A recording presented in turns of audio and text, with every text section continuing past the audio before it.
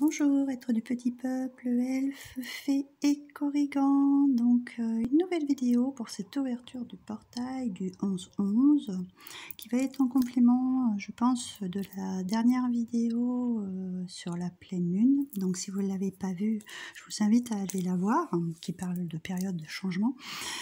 Je remercie tous les nouveaux abonnés. Super contente, plus ça va, plus ça monte. Pour ceux que c'est pas le cas, n'hésitez pas à activer la petite cloche, à me laisser des commentaires, j'y réponds avec un grand plaisir, j'aime beaucoup avoir vos retours, à me mettre un petit like et à partager comme d'habitude. Donc on va commencer avec le Witch's Wisdom. Donc, voir de quoi on nous en reparle. Donc là, on nous parle de pouvoir, de reprendre son pouvoir personnel, de reprendre les clés en main, en fait, de s'affirmer. Et avec celle-ci, nous avons donc la maison, comme quoi on se met en sécurité, ou vous vous sentez en sécurité, donc peut-être vous essayez de vous faire un petit lieu assez cocooning, de façon à passer un petit hiver tranquille. Là, il y a vraiment ce pouvoir de reprendre les choses en main, de se mettre dans un lieu beaucoup plus, moi ce que je ressens, beaucoup plus cocooning, pour passer voilà, cette saison qui est un peu plus froide en fait. Ensuite, nous avons alors celle-ci qui est le manteau, et en fait c'est la dissimulation. C'est en fait voilà, peut-être justement se remettre un petit peu en retrait, ne pas prendre son pouvoir certes, mais peut-être pas dévoiler certaines choses que vous êtes en train de mettre en place, dissimuler encore certaines choses jusqu'à l'instant T, on va dire. Et là, on nous parle de Yule, donc c'est la prochaine saison qui arrive en plus, en fait la prochaine fête, qui est aux alentours donc, du 23 décembre, et qui nous parle de renouveau, en fait, de renaître. Donc là, moi, ce que je vois, c'est mettre des choses en place tranquillement, en ne révélant pas quoi que ce soit, pas avant cette période. Pour moi, c'est ce que je ressens. Il y a vraiment quelque chose de nouveau qui va éclore durant la période de Yule, en fait. Alors, on va continuer avec l'oracle des sorcières, l'histoire de sorcières. Donc là, on nous parle de la magie du feu et on nous parle des eaux salvatrices qu'on avait déjà la dernière fois. Je vous ai fait un petit tirage il y a quelques temps et elle était déjà sortie celle-ci. Donc là, avec la magie du feu, donc on est toujours dans un chiffre 5 qui nous parle donc de changement. Donc c'est toutes ces choses qui se mettent en place, qui sont un petit peu, on va dire aussi dans la créativité, dans la passion, dans ce qu'on met en, voilà, ce qu'on a envie de voir s'éclairer en fait. Donc ça va être s'éclairer pendant cette période de Yule, je pense. On vous dit aussi par celle-ci soit d'allumer des bougies ou des feux de cheminée, c'est ce qui réchauffe le cœur, c'est ce qui ranime en fait cette période qui est un petit peu plus sombre. Et avec les eaux salvatrices, on nous demande derrière quand même de nous purifier, de nous nettoyer, de nettoyer ces énergies, parce que c'est vrai que ces derniers temps, avec cette pleine lune, ce changement de cycle, l'éclipse lunaire, les énergies sont un peu chaotiques, je dirais. Et c'est bien de prendre des bains ou des douches avec du sel afin de nettoyer vos énergies. Ensuite, on a la troisième qui nous parle de prospérité et d'abondance. Et on est sur un chiffre 9. Donc en fait, là, dans ce qui se rejoint en fait de ce que je vois, c'est qu'on va clore un cycle et se mettre à l'abri pour finir cette année un petit peu, on va dire, sur les chapeaux de roue, dans un état de prospérité et d'abondance, de façon à se mettre à l'abri pour l'hiver. Vous avez peut-être rentré tout ce qu'il vous fallait pour passer un bon hiver, un petit peu comme les écureuils qui font leur récolte.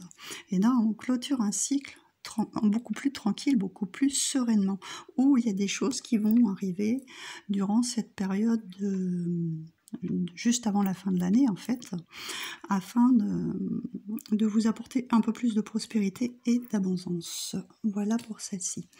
Donc, Pour finir, je vous ai pris donc l'oracle des fées et des lutins avec en complément les énergies cosmiques, donc les deux oracles de Kevin Piriano. Pareil, je vous invite aussi à aller voir la nouvelle vidéo que j'ai faite sur le nouvel petit oracle que je viens juste d'avoir. C'est très intéressant. Donc on a le chemin des lutins. Donc moi, quand je vois ça, c'est une nouvelle voie qui s'ouvre. Hein. Et on a la poudre de comparaison. Donc là, avec ces deux cartes, moi, ce que je vois, c'est pas parce que vous ouvrez une nouvelle porte, une nouvelle voie, qu'il va falloir vous comparer à d'autres. Hein. Vous êtes unique en votre genre, donc les comparaisons, ne les prenez pas. Ou si on vous fait des comparaisons en vous disant, oh bah tiens, tu fais pareil que celui-ci, ou t'as ça qui est identique, etc. Il va pas falloir relever à ce genre de choses parce que ça va vous mettre en porte-à-faux. Je vais vous lire les messages de chacun, comme d'habitude. Donc avec le chemin des lutins, pour vous donner des petits conseils. Alors, on dit le temps est propice pour respecter vos propres choix. Assumez-vous tel que vous êtes, chassez la culpabilité que l'on vous impose. Avec la poudre de comparaison, je trouve que ça va parfaitement. Libérez-vous du jugement des autres et écoutez-vous. Soyez honnête envers vous-même, chassez vos craintes et vos doutes. La route va s'éclaircir à condition que vous vous écoutiez. Et donc, esprit de la terre. Donc là, on parle d'ancrage. Hein. Alors ensuite, avec la poudre de comparaison, qu'est-ce que vous pouvez mettre en place pour éviter de vous sentir pas très bien? Chaque expérience est unique. Faites preuve d'authenticité, ne vous comparez pas. Ayez confiance que nous avons notre propre vécu.